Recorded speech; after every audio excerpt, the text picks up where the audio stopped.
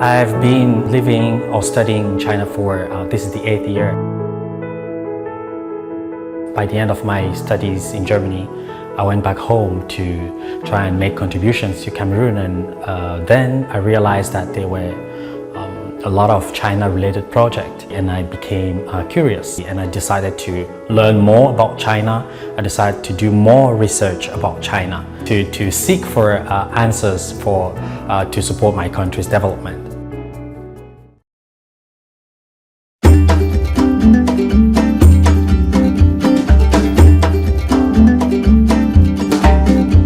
Culture-wise, it's very important because even though China and Africa are far, they are several miles away, between China and Africa, but culture, if the young people are bridging, I think a lot of problems will be alleviated. There are several narratives, I would say stereotypes, when it comes to China-Africa relations, and that's what we're trying to tackle, because I firmly believe that only China-Africa, the Chinese youth and the African youth can actually write the China-Africa story in their own terms, not a third party. As a wish, I wish several Africans like me, travel China to understand, to have a glimpse or a very deep understanding about Chinese grassroots governance, to have a better understanding about how China operates, the Chinese philosophy.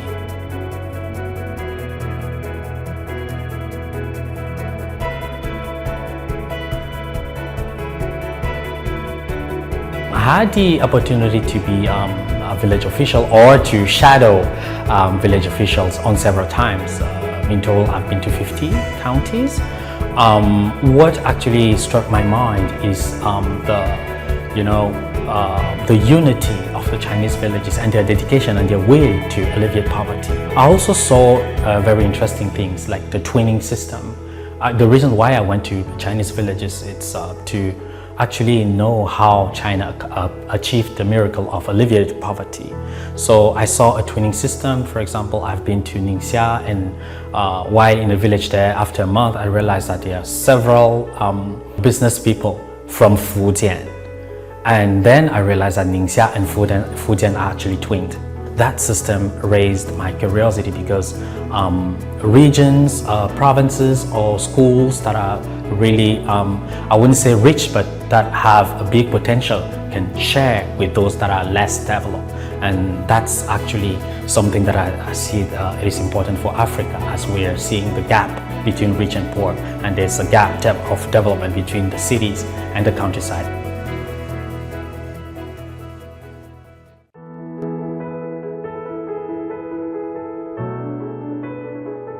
Many African young people are coming to China, including myself, to study, to try to see how China achieved development in several ways, in several sectors, seeking to go back home and develop their country. So young people, through people-to-people engagement, through people-to-people bond relationship, are actually trying to learn from each other, right? Trying to foster mutual understanding. I see more synchrony because any agenda, any policy that is now set within the framework of the Belt and Road Initiative, or either the FOCAC, Forum on China-Africa Cooperation, or even the BRICS, tends to resonate or synchronize further or more with our own local agendas. By synchronizing agendas from China and from African countries or the AU, we make sure that the cooperation is actually down to earth and very practical.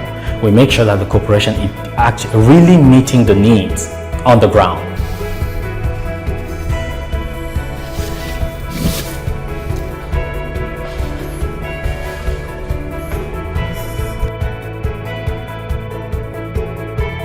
I try to do, going to Chinese counties, understanding the Chinese culture better, but also every year I go back to Africa to share what I experienced. I'm willing to relocate back home, back to Africa, to work on the ground for our sustainable development, to boost African development.